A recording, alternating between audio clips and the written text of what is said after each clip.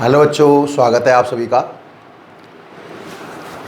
बच्चों, हमें chapter number 2 unit and measurement में डायमेंशन पढ़ रहे हैं और डायमेंशन में 2 लेक्चर अपन पढ़ चुके हैं। ऑलमोस्ट 26 भौतिक राशियों को हम बेमा निकाल चुके हैं ना। तो इसी क्रम में आगे बढ़ते हैं। आज तो और बेमा ही निकालते हैं, कुछ नई राशियां देखते हैं, ठीक है ना। देखिए ध्यान से, 27 नंबर से स्टार्ट करता हूँ। अच्छा, 26 भौतिक राशियाँ आपको याद तो हो गई ना सब। एक बार अगर कुछ बच्चे नए जुड़े हों तो मैं दोहरान करवा देता हूँ। अगर आप डायरेक्ट यही वीडियो देख रहे हो आज, तो बेटा आप बेमा के पहले लेक्चर से स्टार्ट करें, ठीक है ना। देखो, बेमा लिखने का मैंने आपको एक तरीका बताया था कि जो कोई भौतिक राशि होती है ना, उसे मूल राशि के टर्म में रिप्रेजेंट करते हैं। बेमा घात हैं जिन्हें हम मूल राशियों पर लगाते हैं। मैं एक बार रिवाइज करवाता हूँ, ध्यान से देखना, फिर 27 स्टार्ट करेंगे बेटा। 1 नंबर पर हमने लंबाई पढ़ा और लंबाई की बेमा लेंथ L1 हो गई। फिर अपन ने द्रव्यमान पढ़ा, द्रव्यमान की M1 हो गई। फिर अपन ने समय पढ़ा, समय की T1 हो गई। 4 नंबर पर अपन ने विद्युत धारा पढ़ी, मात्रक एम्पियर से A1 हो गई। फिर अपन ने ताप पढ़ा, मात्रक केल्विन से K1 हो गई। फिर अपन ने ज्योति तीव्रता पढ़ी, मात्रक कैंडला से CD हो गई। और फिर अपन ने पदार्थ की मात्रा पढ़ी और इसकी मोल हो गई। 7 तो हमने मूल राशियां पढ़ी ना भाई। 8 नंबर पर हमने पढ़ी चाल, और चाल का सूत्र था बेटा दूरी बटा समय। जब मैंने आपको लंबाई पढ़ाई थी तो मैंने बताया था कि L1 ना केवल लंबाई की बेमा है। अब तो लंबाई जैसी जितनी भी भौतिक राशियां हैं, लंबाई जैसी भौतिक राशियों से मेरा मतलब क्या है बेटा? लंबाई, चौड़ाई, ऊंचाई, गहराई, आधार, लंब, कर्ण, विकर्ण, त्रिज्या, परिधि, परिमाप, इन सभी भौतिक राशियों की बेमा L1 ही होती है। तो दूरी एक लंबाई है, ऊपर बेमा L1, समय के नीचे T1, कुल मिलाकर के L1 T-1 हो गया था। 9 नंबर बेटा आपने वेग पढ़ा और वेग का सूत्र था बेटा विस्थापन बटा समय। बेमा की बात करें तो विस्थापन की L1, समय की T1, इसकी L1 T-1 हो गई थी।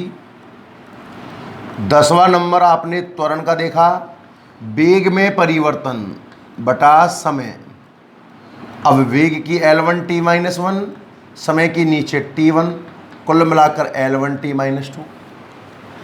11 नंबर इंपॉर्टेंट लगाया था मैंने बल, और बल का सूत्र था बेटा F बराबर ma। ऐसे ही याद करना है ना अपने को। Force equal to mass into acceleration, द्रव्यमान गुणा त्वरण। तो द्रव्यमान की बेमा तो M1 और त्वरण की बेमा L1 T-2, कुल मिलाकर बल की बेमा आ गई थी M1 L1 T-2। 12 नंबर पर ये भी इंपॉर्टेंट है भाई, अपन ने कार्य पढ़ा, कार्य, और कार्य का सूत्र है W बराबर Fs, बल गुणा विस्थापन। तो बल की तो ये है, ये M1 L1 T-2, एक विस्थापन से गुणा और कर दें। विस्थापन एक लंबाई है और एक लंबाई से गुणा करोगे तो M1 L2 T-2 कार्य की, दोनों अपने को याद हो जानी चाहिए। 13 पर अपन ने क्षेत्रफल एरिया पढ़ा बेटा, capital A length into breadth LV, small a acceleration है। चाल का प्रतीक v, वेग का भी v, त्वरण का स्मॉल a, बल का f हो ही गया, कार्य का w, एरिया का capital A, length into breadth, दो लेंथ का मल्टीप्लाई तो m0 L2 T0 इसकी डायमेंशन हो जाएगी। मैंने कहा था आप किसी भी आकृति का क्षेत्रफल ले लीजिए, आपको क्षेत्रफल का मतलब दो लेंथ का मल्टीप्लाई ही नजर आएगा। कोई भी आकृति का एरिया लीजिए आप, उसमें कांस्टेंट या गणित की संख्याओं की कोई विमा नहीं मानी जाएगी, ठीक है।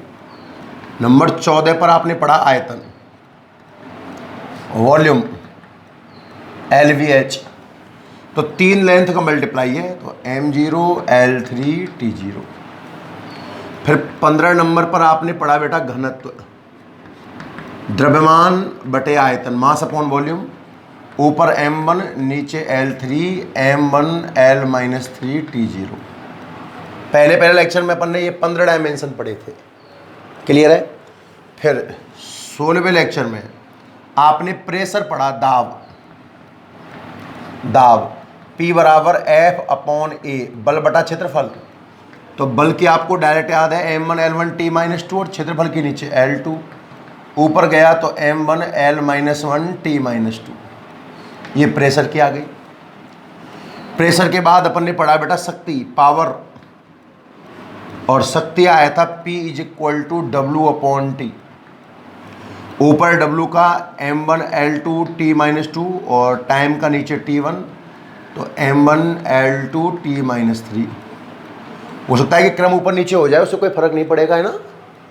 18 नंबर पर आपने पढ़ा बेटा गतिज ऊर्जा, काइनेटिक एनर्जी का सूत्र था 1/2 mv²।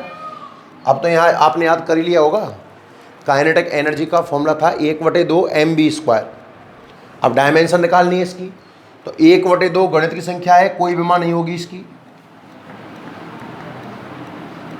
द्रव्यमान की m1 और वेग की L1 T-1 का स्क्वायर, मतलब m1 L2 T-2, kinetic energy की हो गई। 19 नंबर में आपने पढ़ी स्थितिज ऊर्जा, पोटेंशियल एनर्जी, उसका फॉर्मूला था mgh। गतिज ऊर्जा का होता है ½ mv², पोटेंशियल एनर्जी का था mgh। तो आपने पोटेंशियल एनर्जी की विमा निकाली, द्रव्यमान की m1, त्वरण की L1 T-2, ऊंचाई की L1, कुल मिलाकर के m1 L2 T-2। जो डायमेंशन काइनेटिक एनर्जी की है वही डायमेंशन जो पोटेंशियल एनर्जी की है वही काइनेटिक एनर्जी की है, और वही किसकी है बेटा, वर्क की। 20 नंबर पर आपने पढ़ा बलाघूर्ण, बल गुना बलों के बीच की लंबवत दूरी, टॉ से रिप्रेजेंट किया था आपने। तो बल की तो है m1 L1 T-2, दूरी की एक लंबाई से गुणा और करूंगा तो m1 L2 T-2, ये भी सेम है। मतलब ये हुआ कि कार्य, गतिज ऊर्जा, स्थितिज ऊर्जा, बलाघूर्ण, इन सब की विमा आपस में इक्वल होती है। 21 नंबर पर आपने संवेग देखा, संवेग P बराबर mv, द्रव्यमान गुणा वेग, याद है क्या आपको। तो फिर आपने संवेग की विमा निकाली, तो द्रव्यमान की आ गई m1, वेग की आ गई L1 T-1, कुल मिलाकर के डायमेंशन आ गए m1 L1 T-1। 22 नंबर पर आपने बेटा आवेग देखा, आवेग, बल गुणा समय। वो कहानी याद है ना, अपन चलते हुए किसी साधन में से उतरते हैं तो कुछ देर साथ भागते हैं, भागने से स्थिर अवस्था में आने का समय बढ़ जाता है, बल कम लगता है। तो बल की विमा m1 L1 T-2, समय T1 से गुणा करूंगा तो T-1 रह जाएगा, दोनों सेम है। जो संवेग की है, मोमेंटम की है, वही आवेग की है ना, इम्पल्स ऑफ फोर्स। क्लियर है भाई यहाँ तक। अच्छा, इसके बाद में अपन ने 4 और पढ़ी। मैंने आपको 2 तरह गति बताई थी बेटा कल, स्थानांतरण गति और घूर्णन गति, उनके ऑप्शन ध्यान से। फिर आगे बढ़ते हैं। 23 नंबर याद कर, एक नाम आया था कोणीय विस्थापन, कोणीय विस्थापन। और मैंने कहा था कि कोणीय विस्थापन तो एक कोण ही होता है, तो इसका प्रतीक हो गया था थीटा। देखो स्थानांतरण गति में तो सिंपल विस्थापन होता है, और घूर्णन गति में एक टर्म आई थी कोणीय विस्थापन। कोण होता है, और कोण का सूत्र होता है बेटा चाप बटे त्रिज्या। तो ऊपर भी L1 नीचे भी L1 कट जाएगा, m0 L0 T0। Dimension less quantity है, विमाहीन भौतिक राशि है कोणीय विस्थापन या कोण, पर मात्रक होता है इसका रेडियन, ध्यान रखना। 24 नंबर पर आपने पढ़ा बेटा कोणीय वेग ओमेगा से रिप्रेजेंट किया था। तो कोणीय वेग का सूत्र था कोणीय विस्थापन यानी कि कोण बटे समय। अब कोण की तो कोई विमा नहीं होती, पर समय की T1 होती है, तो कुल मिलाकर T-1 हो गया। 25 नंबर पर आपने पढ़ा बेटा कोणीय त्वरण। कोणीय त्वरण को रिप्रेजेंट किया था आपने अल्फा से, तो कोणीय त्वरण का सूत्र बन जाएगा कोणीय वेग बटे समय। अब कोणीय वेग T-1, नीचे समय T1, कुल मिलाकर T-2 डायमेंशन हो गया। और लास्ट 26 नंबर पर आपने पढ़ा था बेटा कोणीय संवेग। कोणीय संवेग J बराबर mvr, द्रव्यमान की m1, वेग की L1 T-1 और r की L1, कुल मिलाकर m1 L2 T-1, जो भी डायमेंशन आती है। ये 26 डायमेंशन थोड़ा रफ्तार में लिया है मैंने, रिवाइज था। आप लास्ट लेक्चर और लास्ट टू लास्ट लेक्चर में पढ़ चुके हो बेटा, क्लियर है ना। अब इस कहानी को आगे बढ़ाते हैं, इस क्रम को आगे बढ़ाते हैं। डायमेंशन तो बहुत देखनी है अभी अपने को, है ना। तो 26 डायमेंशन हम पढ़ चुके हैं, देखना भाई आगे क्या होता है।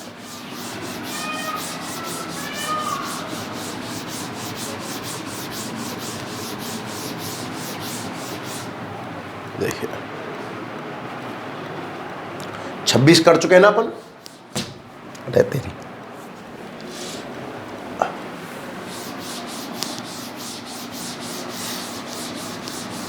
27 नंबर देखना भाई।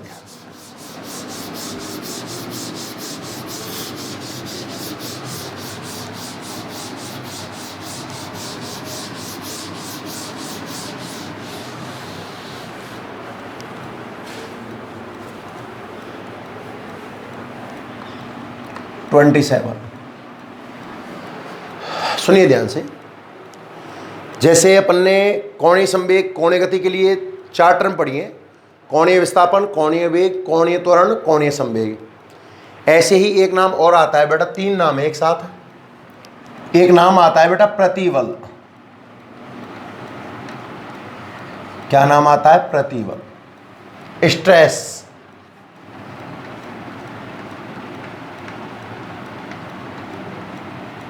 अब प्रतिबल क्या है, ध्यान सुनना। आप एक नाम पढ़ोगे 11th में ही, टॉपिक है बेटा प्रत्यास्था।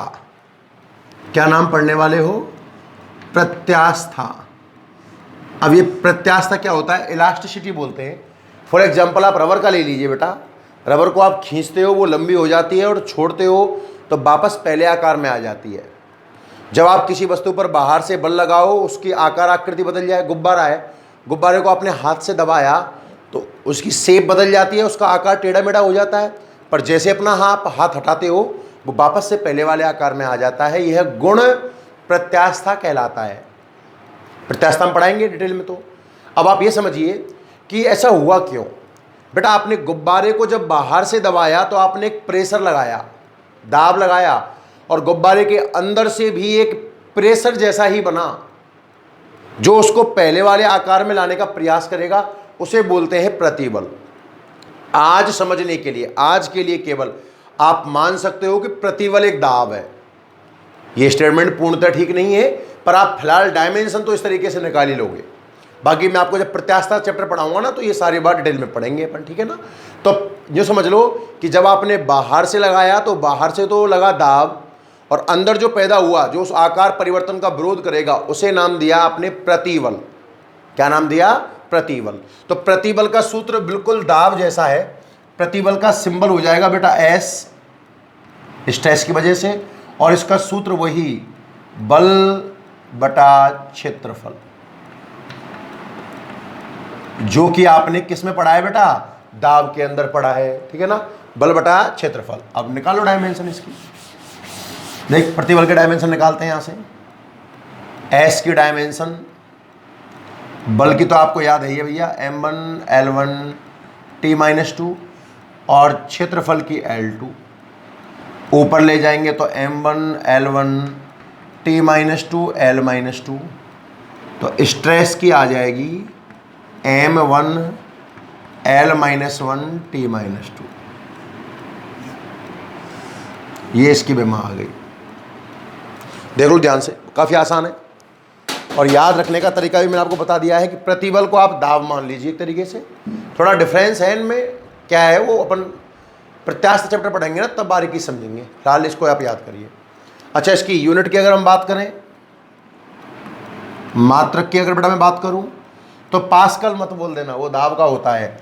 बल का तो न्यूटन और क्षेत्रफल का मीटर स्क्वायर, न्यूटन पर मीटर स्क्वायर, या आप इसको न्यूटन मीटर की पावर -2 भी लिख सकते हैं। क्लियर भाई यहाँ तक है ना? 27 नंबर लिख लीजिए। इसी से मेल खाता हुआ 28 नंबर है बेटा, पहले सुन लो दोनों को। विकृति, सुनना ध्यान से। प्रतिबल पढ़ लिया, स्ट्रेस, अब एक नाम आया विकृति, स्ट्रेन।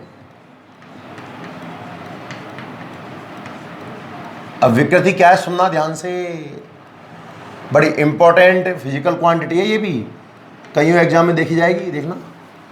देखो विकृति को आप ऐसे समझिए बेटा, आप एक सिंपल सा एग्जांपल ले लीजिए। मान लो आप बाजार से सॉक्स लेके आए, स्टार्टिंग में तो उनकी रबर काफ़ी टाइट होती है, पैर में गड़ भी सकती है ना, शायद थोड़ा बहुत अपना स्पोर्ट बना लेती है। पर अगर आप एक ही सॉक्स को काफ़ी लंबे समय से काम में लेते आ रहे हो, साल हो गए, साल भर हो गया आपको एक ही सॉक्स काम में लेते लेते, तो आपने देखा होगा कि लास्ट में तो वो बिना उतारे अपने आप ही उतर जाता है, क्योंकि उसकी रबर ढीली पड़ जाती है। बेटा एक रबर लूँ, रबर का एग्जाम्पल, हालांकि रबर से अधिक प्रत्यास्थ कई चीज़ें हैं, पर रबर का एग्जाम्पल बड़ी आसानी से समझ में आता है। प्रतिबल समझ में आ गया ना? रबर को आपने पकड़ा और खींचा, आपने बाहर से बल लगा दिया और खींच लिया उसको, तो जैसे आप छोड़ोगे तो वापस पहले वाले आकार में आएगा। प्रतिबल की वजह से वो पहले वाले आकार में आने का प्रयास करती है। तो प्रतिबल एज ए दाब मान लीजिए आप, और दाब का बल बटे क्षेत्रफल से अपने प्रतिबल पूरा पढ़ लिया। अब बात आती है बेटा विकृति की, ध्यान से सुन। जैसे मान लीजिए आप स्टार्टिंग में रबर थी आपकी 1 मीटर लंबी, आप रोज खींचते हो छोड़ते हो, खींचते हो छोड़ते हो, खींचते हो छोड़ते हो, ये घटना चक्र काफ़ी लंबे समय तक चलता रहा, तो आप देखोगे बेटा कि कुछ दिनों बाद उसकी लंबाई हल्की सी बढ़ जाएगी। ऐसा नहीं है कि वो 1 मीटर से 2 मीटर हो जाए, पर बेटा 1 मीटर से 1.1 मीटर तो हो ही सकती है, अल्प परिवर्तन होगा। तो विकृति का फॉर्मूला है, सुनना ध्यान से। विकृति का स्टैंडर्ड फॉर्मूला तो होता है बेटा बेमा में परिवर्तन बटे प्रारंभिक विमा। ये विमा क्या समस्या है साहब? मान लो लंबाई बढ़ रही है वस्तु की, 3 तरह की है विकृति भी, तो ऊपर आएगा लंबाई में परिवर्तन बटे प्रारंभिक लंबाई। मान लो क्षेत्रफल में वृद्धि हुई होगी तो क्षेत्रफल में परिवर्तन बटे प्रारंभिक क्षेत्रफल। आयतन में वृद्धि हुई होगी तो आयतन में परिवर्तन बटे प्रारंभिक आयतन। मेरा कहने का मतलब ये है कि जो भौतिक राशि ऊपर अंश में होगी वही भौतिक राशि हर में होगी। विमा में परिवर्तन बटे प्रारंभिक विमा। तो विकृति की विमा देखना ध्यान से। मान लो ऊपर जो भौतिक राशि है, ऊपर मान लो लंबाई में परिवर्तन है, तो लंबाई में परिवर्तन की विमा L1 ही तो होगी भाई। लंबाई में परिवर्तन है कि लंबाई तो है, तो ऊपर L1 तो नीचे भी L1, L1 से L1 कट जाएगा। ऊपर क्षेत्रफल तो नीचे भी क्षेत्रफल, L2 ऊपर नीचे L2 कट जाएगा। ऊपर आयतन नीचे आयतन कट जाएगा। कुल मिलाकर इसकी विमा बचेगी बेटा M0 L0 T0। मतलब बेटा ये भी विमाहीन भौतिक राशि है, विमाहीन राशि। अच्छा ये मात्रकहीन भी है भाई।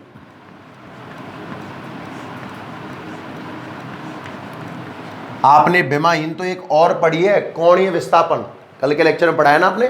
कोणीय विस्थापन या कोण भी विमाहीन है, 4/3, पर उसका मात्रक होता है, मात्रकहीन नहीं है। और ये मात्रकहीन भी है और विमाहीन भी है, तो जरूरी नहीं कि विमाहीन मात्रकहीन भी हो, ध्यान रखना। पर मात्रकहीन विमाहीन जरूरी होगी, मैं लिखा दूंगा इन पॉइंटों। 27 नंबर पर आज आपने प्रतिबल पढ़ा, तो प्रतिबल को आप स्ट्रेस को याद रखोगे बेटा, किस तरीके से याद रखने वाले हो, दाब के तरीके से। और स्ट्रेन विकृति को आप याद रखोगे बेटा विमा में परिवर्तन बटे प्रारंभिक विमा। और 29 नंबर और है एक, प्रत्यास्था गुणांक, कोफिशिएंट ऑफ इलास्टिसिटी। प्रत्यास्था गुणांक को रिप्रेजेंट कर देंगे कैपिटल ई से। अब सुनना ध्यान से, ये प्रत्यास्था गुणांक क्या समस्या है साहब, इसकी बात भी कर लेते हैं। 27 28 नंबर समझ में आ गए ना, क्योंकि 27 और 28 से मिलकर ही अपना 29 नंबर बनेगा भाई, ध्यान रखना है ना। तो प्रत्यास्था गुणांक क्या कहता है, सुनिए ध्यान से। एक साइंटिस्ट थे हुक, अपन इस चैप्टर में एक नियम पढ़ेंगे हुक का नियम। तो हुक साहब ने क्या कहा कि प्रत्यास्था सीमा का मतलब होता है बेटा, देखो आप अगर रबर को एक लंबाई से अधिक खींच दोगे ना तो वो टूट जाएगी, मतलब उसमें प्रत्यास्था नहीं बचेगी, ऐसा कुछ समझ लीजिए। तो अभी आप प्रत्यास्था गुणांक पर फोकस करें, प्रत्यास्था पर ना करें। तो उन्होंने ये कहा कि प्रतिबल जो है ना, प्रतिबल वो बेटा समानुपाती होता है विकृति के, समानुपाती विक्रमानुपाती मैं आपको पढ़ा चुका हूं क्लास में। हुक साहब ने ये कहा कि प्रतिबल विकृति के समानुपाती होता है, और जब बेटा ये समानुपाती का चिन्ह हटाया गया ना, इक्वल लगाया, तो एक कांस्टेंट काम में आया ई काम में आया कांस्टेंट, और ई समानुपाती की जगह आया है, समानुपाती स्थिरांक है, इसी को प्रत्यास्था गुणांक कहते हैं। तो यहां से ई का जो फॉर्मूला आया ना, वो आ गया बेटा प्रतिबल वटा विकृति। इसलिए देखो मैं इनको एक साथ पढ़ा रहा हूं तीनों को, ताकि आप अच्छे से क्लियर कर पाओ। मेरी बात सुनो ध्यान से, मैं देखो तीनों फॉर्मूले आपको याद करवाता हूं बेटा। प्रतिबल, दिमाग में दाब आ जाना चाहिए, दाब बाहर से लगा, प्रतिबल अंदर से पैदा हुआ। दाब बाहर से आपने दाब लगाया, तो दाब जैसा ही कुछ अंदर से लगा, जिसका नाम आपने दिया स्ट्रेस, प्रतिबल। क्लियर है प्रतिबल वाली कहानी। फिर नाम आया विकृति, विमा में परिवर्तन बटे प्रारंभिक विमा। ऊपर लंबाई नीचे भी लंबाई, ऊपर क्षेत्रफल नीचे भी क्षेत्रफल, ऊपर आयतन नीचे भी आयतन। फिर नाम आया प्रत्यास्था गुणांक, और प्रत्यास्था गुणांक हुक, देखो इस माने आपको हुक का नियम भी याद हो गया। प्रतिबल समानुपाती है विकृति के, समानुपाती हटा तो कैपिटल ई, प्रत्यास्था गुणांक काम में आया। तो प्रत्यास्था गुणांक का फिर फॉर्मूला बन गया बेटा प्रतिबल बटा विकृति। अब आप इसकी डायमेंशन निकालिए, ई की डायमेंशन निकालनी है, ऊपर तो प्रतिबल की और नीचे विकृति की। प्रतिबल दाब है तो दाब बल बटे क्षेत्रफल, ऊपर m1 L1 T-2, नीचे L2 ऊपर गया तो m1 L-1 बना देगा T-2। विकृति कुछ होता ही नहीं है, m0 L0 T0 dimension less quantity है। तो प्रत्यास्था गुणांक की जो विमा आई है m1 L-1 T-2। अब देखो सुनो ध्यान से, पेड़ तैयार हो गए बेटा। जो डायमेंशन दाब की है, जो डायमेंशन दाब की है वही डायमेंशन प्रतिबल की है, और वही डायमेंशन प्रत्यास्था गुणांक की है। अब प्रत्यास्था गुणांक भी अपन 3 प्रकार का पढ़ेंगे चैप्टर में, यंग प्रत्यास्था गुणांक, आयतन प्रत्यास्था गुणांक, अपरूपण गुणांक या दृढ़ता प्रत्यास्था गुणांक, कई नाम से जानते हैं इसको। मात्रक की बात करें, यूनिट की बात करें, तो वही न्यूटन पर मीटर स्क्वायर। पास्कल नहीं बोलना है, पास्कल केवल बेटा दाब के लिए। तो कौन कौन सी फिजिकल क्वांटिटी सेम डायमेंशन की हो गई बेटा, दाब, प्रतिबल और प्रत्यास्था गुणांक। एग्जाम में पेयर वाले क्वेश्चन आ जाते हैं कि भाई इनमें से किन की विमाएं बराबर हैं, तो आप उसे आसानी से कर सकते हो। क्लियर है ना, नोट करो, नोट करिए। चलिए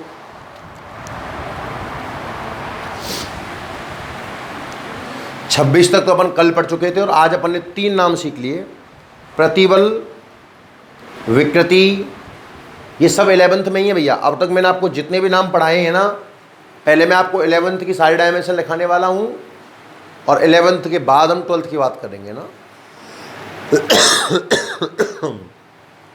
चलिए, प्रतिबल हो गया दाब, मात्रक वही हो जाएगा, विकृति विमाहीन है, मात्रकहीन है, और प्रत्यास्था गुणांक प्रतिबल बटा विकृति जो प्रतिबल का होता है। इसका मतलब दाब, प्रतिबल और प्रत्यास्थता गुणांक सेम डायमेंशन के। आगे बढ़े, नेक्स्ट देखिएगा।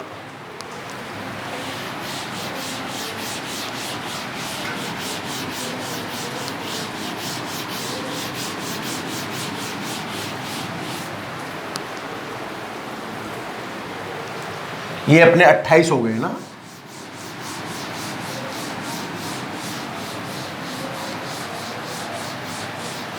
अट्ठाईस नहीं 29 हो गए बेटा, 30 लिखें 30। अब देखो दो नाम और आते हैं बेटा। नंबर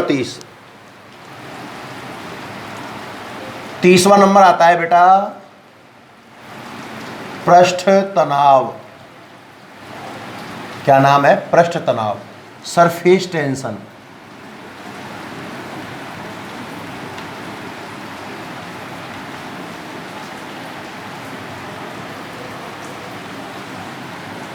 सुनिए ध्यान से, पृष्ठ तनाव होता क्या है वो मैं आपको हल्का सा एक बार समझा दूं। 11th का ही टॉपिक है बेटा। देखो, आपने महसूस किया होगा कि जब आप कभी स्विमिंग पूल में नहाए हो, तालाब में, गांव के तालाब में, गांव की पोखर में, कुंडी में, या ऐसा करना बेटा, अपना सर अपनी बाल्टी में देना, एक बाल्टी पानी की भर लेना, टब भर लेना पानी से, अपना सर उसके अंदर डालना। आप फील करोगे कि आपके सारे बाल जो होते हैं सिर के वो दूर दूर हो जाएंगे, और जैसे आप बाहर निकालोगे वो वापस चिपक जाएंगे। बेटा पानी लिक्विड की एक प्रॉपर्टी है कि वो अपना आकार न्यूनतम करना चाहता है ससंजक और आसंजक बलों के कारण। वो अपन टॉपिक पढ़ेंगे तब समझेंगे। या पानी की छोटी जो बूंद होती है वो गोलाकार होती है पृष्ठ तनाव की वजह से। द्रव का एक गुण है, ये समझिए, पृष्ठ तनाव द्रव का एक गुण है बेटा। तो सुन ध्यान से, पृष्ठ तनाव की विमा मात्रक याद कर, पहले तो सूत्र याद कर ले। पृष्ठ तनाव का सूत्र है बेटा बल बटा लंबाई, बल बटा लंबाई। देखो सिर्फ तनाव आ जाता बेटा, मेरी बात को ध्यान सुनना, अगर सिर्फ तनाव के बारे में पूछता है तो तनाव बल का ही नाम है, ध्यान रखना। तनाव नाम आ जाता है ना, तनाव, तो तनाव का मतलब तो है बल। पृष्ठ तनाव की बात कर रहा है भाई आपसे, पृष्ठ तनाव की बात कर रहा है, सरफेस टेंशन की। तो इसका सूत्र होता है बेटा बल बटे लंबाई। पृष्ठ तनाव का सूत्र होता है बल बटे लंबाई, याद हो जाएगा आराम से। पृष्ठ तनाव द्रव का गुण होता है, परिभाषा बोलना चाहूं तो द्रव का गुण जिसकी वजह से द्रव अपना क्षेत्रफल न्यूनतम करने का प्रयास करे। लड्डू गोल ही क्यों होता है बेटा? आप उसको जब हाथ से दबाते हो ना तो हर साइड से इक्वल फोर्स लगाते हो। पृष्ठ तनाव का सूत्र याद कर ले, बल बटे लंबाई, हो जाएगा आराम से। सूत्र तो बेटा याद करने ही पड़ेंगे ना, मैंने आपको बीमार पढ़ाने से पहले ही बोल दिया था। मैं प्रयास करूंगा कि मैं आपको सूत्र याद करा दूं, बाकी थोड़ा सा मेहनत आपको करनी पड़ेगी सूत्र में। अब निकालिए, पृष्ठ तनाव का सिंबल है टी, बल। अब आपको टी की डायमेंशन निकालनी है, और देखो बल कितना काम आता है, m1 L1 T-2, और लंबाई बेटा L1। तो पृष्ठ तनाव की विमा बन जाएगी, L1 से L1 कट जाएगा ना, m1 L0 T-2। पृष्ठ तनाव की विमा है साहब ये। 30 नंबर समझ में आ गया सबको? मात्रक की अगर बात करूं मैं कि पृष्ठ तनाव की यूनिट क्या होगी, तो सुन ध्यान से, बल की यूनिट होती है न्यूटन और लंबाई की मीटर, न्यूटन बटे मीटर, या फिर आप इसको न्यूटन मीटर इनवर्स भी कह सकते हो। कहानी समझ में आई ना पृष्ठ तनाव की? 31 नंबर, अब सुन ले एक बार ध्यान से, पृष्ठ ऊर्जा, सरफेस एनर्जी। पृष्ठ तनाव से ही प्रूफ करूंगा मैं आपको पृष्ठ ऊर्जा। तो इसका फॉर्मूला क्या है, ऊपर नीचे एक एक लंबाई से मल्टीप्लाई कर दे, देख।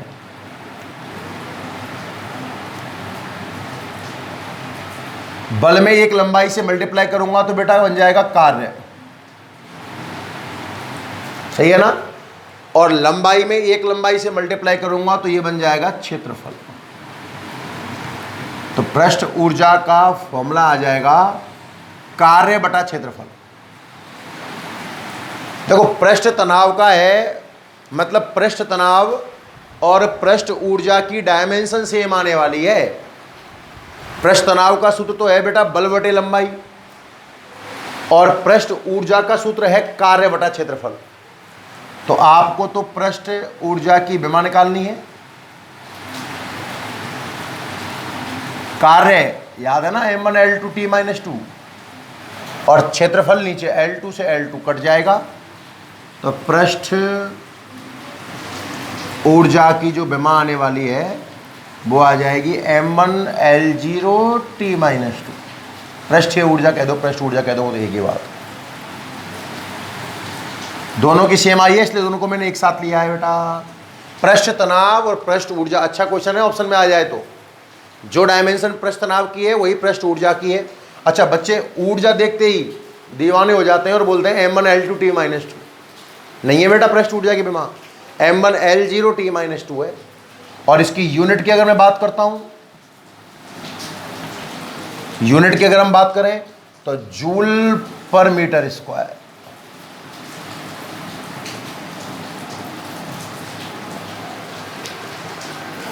तीस नंबर पृष्ठ तनाव है और 31 नंबर पृष्ठ ऊर्जा है। नोट करते जाओ।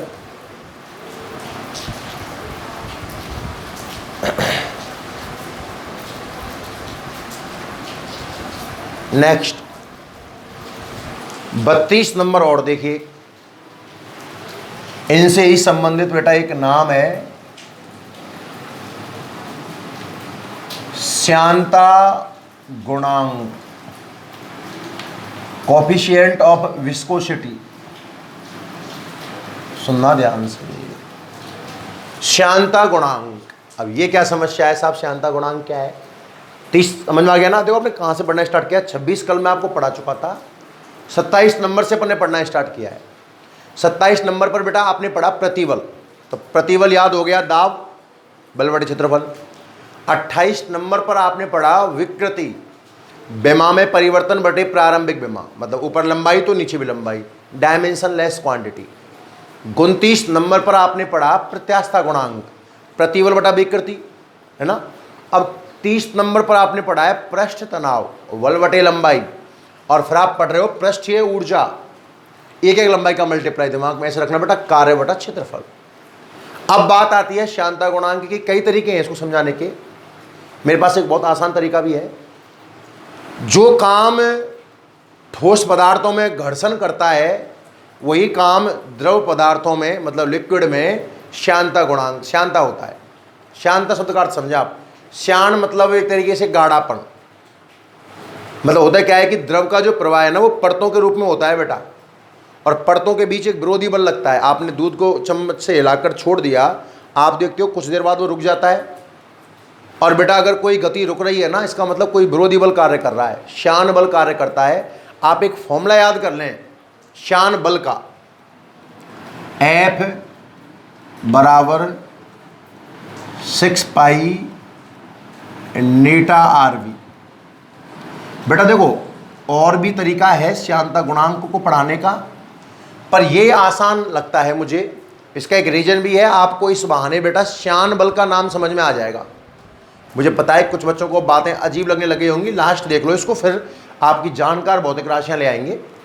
श्यान बल का सूत्र है, मैं लिख देता हूं बेटा यहाँ पर, F का मतलब है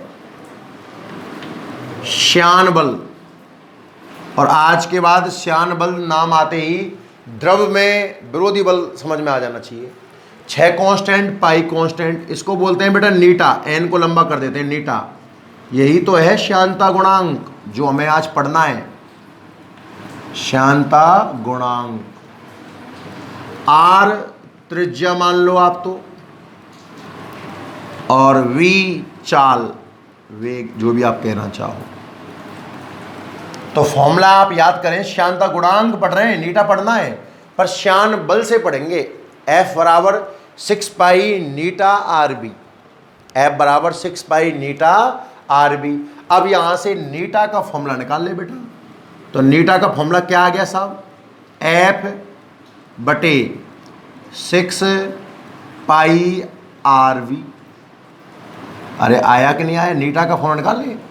अब सारी डायमेंशन इसके अंदर जमा दे, तो नीटा की डायमेंशन इज इक्वल टू, ऊपर तो फोर्स की, तो फोर्स की है m1 L1 T-2, बल्कि 6 कांस्टेंट है, कोई डायमेंशन नहीं है, पाई कांस्टेंट है, कोई डायमेंशन नहीं है, त्रिज्या की L1 और चाल की बेटा L1 T-1। देख एक L1 से एक L1 कट जाएगा, नीटा की डायमेंशन क्या आ गई वो आप लिख दीजिए। देखो m तो 1 है, ये ऊपर m1, L को ऊपर ले जाऊंगा L-1 हो जाएगा, T-1 ऊपर जाकर T प्लस का 1 हो जाएगा, और -2 पहले से बैठा हुआ है तो T-1 रह जाएगा साहब। ये है श्यानता गुणांक। थोड़ा विचित्र लगता है देखने में ना, बाकी याद कर लेना, काम की चीज है। क्लियर? एक तो पृष्ठ तनाव बल बटे लंबाई से निकाल लिया, पृष्ठ ऊर्जा कार्य बटे क्षेत्रफल से निकाल ली, और श्यानता गुणांक मैंने श्यान बल से निकाला है। और भी तरीका है, श्यानता गुणांक पढ़ाएंगे तब बताएंगे। F बराबर 6 पाई नीटा आर वी। भाई कारण क्या है कि ये तो पूरी फिजिक्स की बात कर रहे हैं अपन डायमेंशन में, और एक एक टॉपिक हमें ये पढ़ना है पूरे इन 2 सालों में, 11th और 12th में, है ना। तो आप श्यानता गुणांक को नोट कर लीजिए जल्दी से।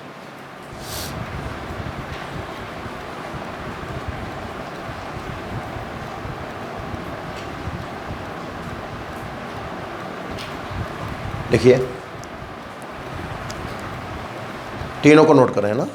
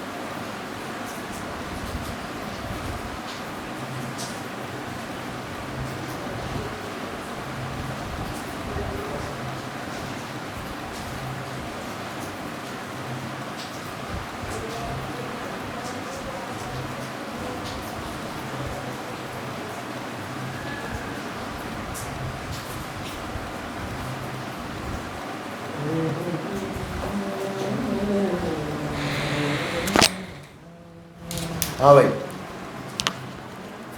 नोट कर लिया ना। आगे बढ़ते हैं भाई, ध्यान से देखना। अब दो तरह की ऊष्माओं की बात कर लेते हैं अपन, है ना। पहले कितने हो गए? 32। अब आगे देखिए,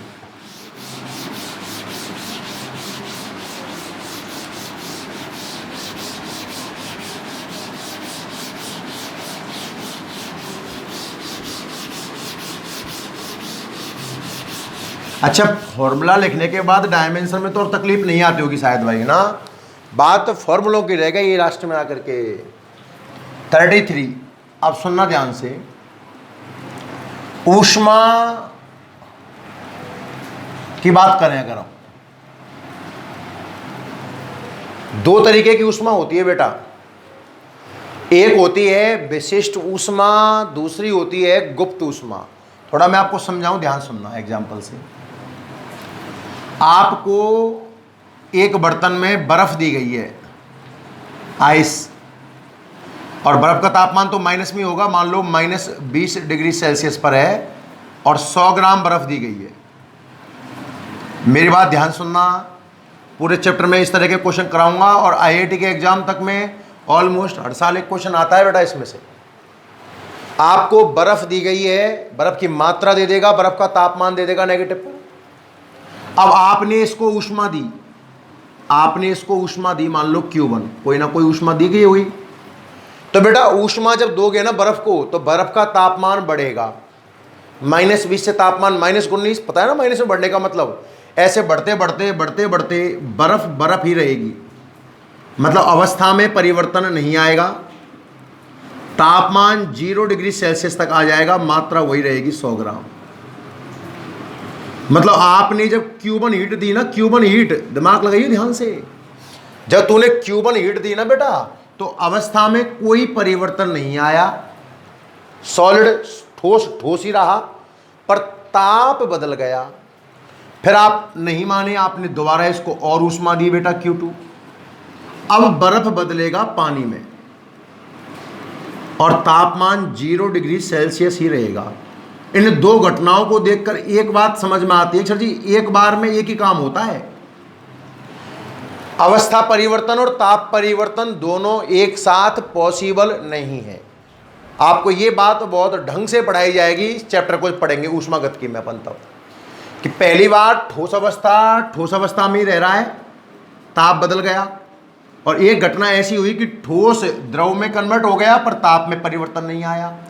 आप इसको फिर हीट दे रहे हो, तो बेटा अब पानी गर्म होने लगेगा, पानी पानी रहा, अवस्था नहीं बदली, और उसका तापमान 100 डिग्री सेल्सियस तक बढ़ जाएगा।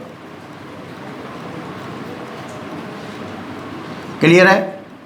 आपने इसको फिर ऊष्मा दी Q4। अब पानी भाप, अवस्था बदल रही है, तो ताप नहीं बदलेगा, 100 डिग्री सेल्सियस ही रहेगा। मेरी बात समझ रहे हो आप? देखो, जब आप किसी वस्तु को ऊष्मा देते हो ना, तो दो काम हो सकते हैं। अगर आप Q1 को ध्यान से देख रहे हो, Q1 को अवस्था नहीं बदल रही है, ताप बदल रहा है। फिर Q2 में ताप नहीं बदल रहा है, Q3 में ताप बदल रहा है।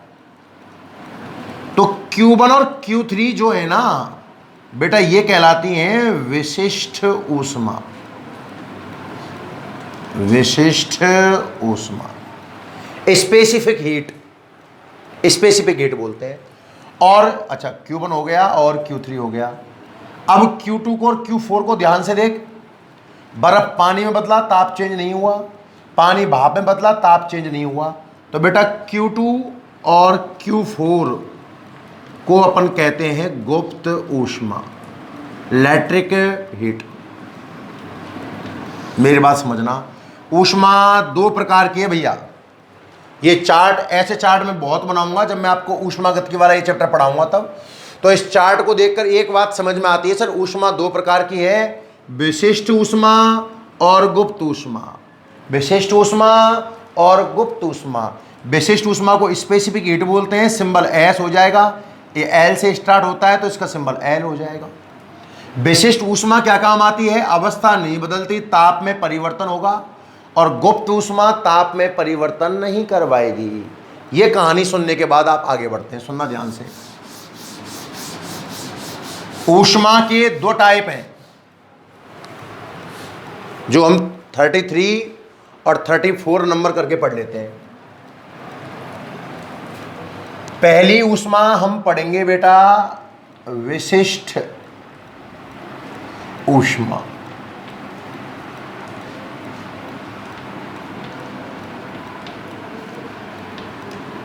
स्पेसिफिक हीट, सुनना ध्यान से। और अगली ऊष्मा 34 पर हम पढ़ेंगे गुप्त ऊष्मा।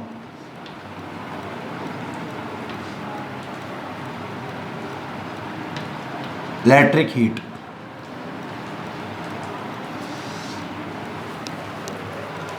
अब सुन ध्यान से, विशिष्ट ऊष्मा और गुप्त ऊष्मा की बात करें।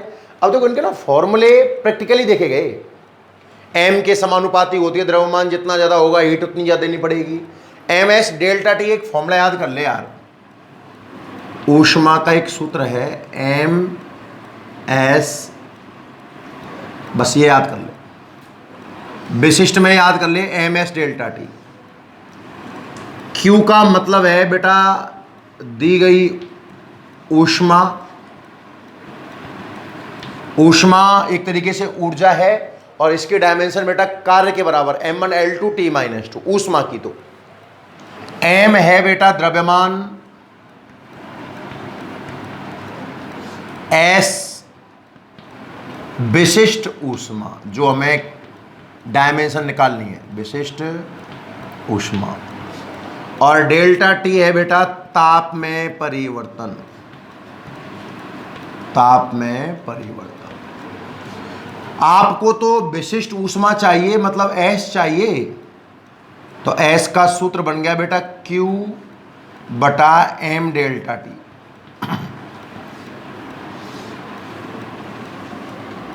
Q बटा M डेल्टा टी कर लोगे याद आराम से। अब इस तरह से गुप्त ऊष्मा की बात करना, तो देखो दी गई ऊष्मा Q ही रहेगी, द्रव्यमान M रहेगा, स्पेसिफिक हीट ना आकर गुप्त ऊष्मा आ जाएगी L, और डेल्टा टी की टर्म तो आएगी नहीं, क्योंकि याद कर गुप्त ऊष्मा में ताप में परिवर्तन तो होता ही नहीं है। जब ताप में परिवर्तन नहीं हो रहा है तो जीरो है, तो फिर जीरो को गुणा करके तो मरना है क्या तुझे? मेरी बात समझ। विशिष्ट ऊष्मा के लिए याद करना, आप ये काम की चीज़ है आज याद करने के लिए आपको, Q बराबर एम एस डेल्टा टी। और गुप्त ऊष्मा के लिए याद कर लेना बेटा Q बराबर एम एल। अरे हाँ या ना? अब मतलब Q वही दी गई ऊष्मा, M द्रव्यमान, L को लिख ले लास्ट, गुप्त ऊष्मा। तो यहां से गुप्त ऊष्मा का फॉर्मूला निकालूंगा मैं Q बटा M। अब डायमेंशन निकाल ले, ये ले। स्पेसिफिक हीट की डायमेंशन निकालूं पहले S की, तो ऊपर ऊष्मा कार्य है m1L2 T-2, नीचे द्रव्यमान है m1, और ताप की याद है ना केल्विन, m1 ने m1 को मार दिया, तो डायमेंशन क्या बच गई बेटा m0L2 T-2 K-1। Specific heat की डायमेंशन निकल गई। कोई बड़ी बात नहीं है अगर आपको Q बराबर एम एस डेल्टा टी याद हो जाता है तो। विशिष्ट ऊष्मा का फॉर्मूला याद करना पड़ेगा। क्या फॉर्मूला है? Q बराबर एम एस डेल्टा टी। क्या फॉर्मूला है? Q बराबर M S delta T. Q दी गई ऊष्मा, M द्रव्यमान, S विशिष्ट ऊष्मा, डेल्टा टी ताप में परिवर्तन। यहां से मैंने S निकाल लिया Q बटे M डेल्टा टी। Q ऊष्मा मतलब कार्य, m1L2 T-2, M द्रव्यमान, डेल्टा टी ताप परिवर्तन केल्विन, m1 से m1 कट गया तो m0L2 T-2 K-1। अच्छा इसकी यूनिट की बात करूं अगर बेटा मैं, यूनिट क्या आएगी दिमाग लगाना ऊपर ध्यान से। इसकी जूल ऊष्मा की, द्रव्यमान की किलोग्राम, और ताप की केल्विन। या आप इसको कैसे लिख सकते हो बेटा, joule KG inverse kelvin inverse. ठीक है, ये तो हो गई कौन सी ऊष्मा? विशिष्ट ऊष्मा। अब गुप्त ऊष्मा की बात कर लेते हैं। तो देखो अगर आपको एक याद हो गया तो ये ऑटोमेटिक याद हो गया, Q बराबर एम एस डेल्टा टी है ना, तो कॉपी कर, Q बराबर एम, एस की जगह एल आएगा और डेल्टा टी नहीं आएगा क्योंकि ताप में परिवर्तन होता ही नहीं है। तो एल निकाल ले Q बटे एम से, एल की डायमेंशन निकाल ले। Q मतलब ऊष्मा, मतलब ऊर्जा, मतलब कार्य, मतलब M1L2T माइनस 2, और द्रव्यमान की M1, M1 से M1 कट गया तो क्या डायमेंशन बच गई साहब, M0 L2T माइनस 2। क्लियर है? और अगर मैं इसकी यूनिट की बात करता हूं तो ऊष्मा की जूल और द्रव्यमान की KG, joule kilogram inverse.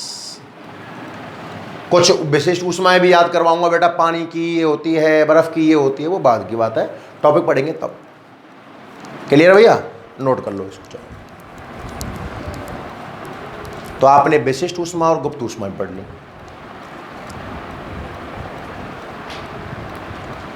Almost 11th class की डायमेंशन यहाँ पूरी हो जाती हैं।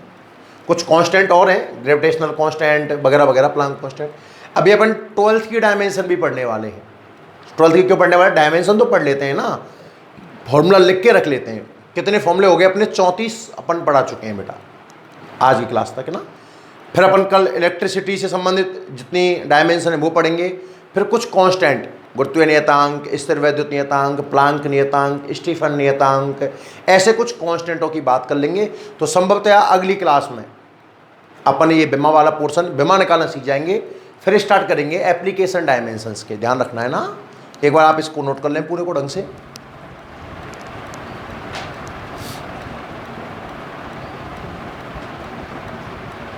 अच्छा, 2 एक नाम और पढ़ा दूं मैं आज ही आपको, है ना, ताकि कल मुझे दिक्कत नहीं आएगी। आप पढ़ के आओगे घर से, इनको लिख लो एक बार पहले आप।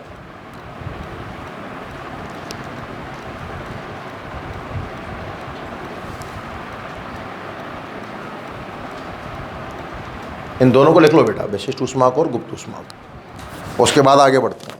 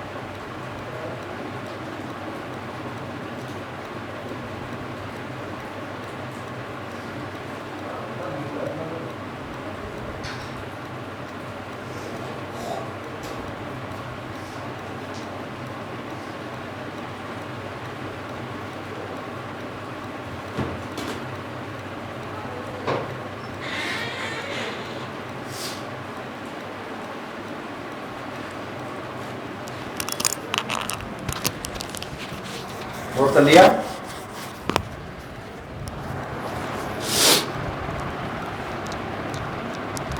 थर्टी 35 नंबर देखना। नोट कर लिए होंगे सबने, स्क्रीनशॉट ले लिया करो, पीछे रह जाते हो तो बेटा। 34 हो गया ना, 35 देखना आप लोग। 35 में एक सरल सा नाम है आवर्तकाल, आप सब परिचित भी होंगे इससे। Time period. बेटा आवर्तकाल एक समय है, लग रहा होगा काल से, भूतकाल भविष्यकाल सुने हैं आपने तो ऐसा एक आवर्तकाल भी है। आवर्तकाल का मतलब है बेटा एक चक्कर पूरा करने का समय किसी भी चीज का। घड़ी में सेकंड वाली सुई है, अपना एक राउंड पूरा कर लेती है 60 सेकंड, यानी कि 1 मिनट में, तो 1 मिनट उसका आवर्तकाल है। मिनट वाली सुई अपना एक चक्कर पूरा कर लेती है 60 मिनट में, 1 घंटे में, ये उसका आवर्तकाल है। घंटे वाली सुई अपना एक चक्कर पूरा कर लेती है बेटा 12 घंटे में, ये उसका आवर्तकाल है। कोई भी आप अपने गांव की परिक्रमा कर रहे हो, जितने समय में चक्कर लगा लोगे वो आपका आवर्तकाल है। आवर्तकाल का सीधा सा अर्थ है एक चक्कर पूरा करने में लगा समय। तो आवर्तकाल की जो विमा है समय है भाई, और समय है तो विमा फिर m0 l0 t1। और अगर यूनिट की बात आए आवर्तकाल की तो आप लिख सकते हो सेकंड। बहुत सरल विषय है। 36 देखना, एक नाम आता है बेटा आवृत्ति, फ्रीक्वेंसी।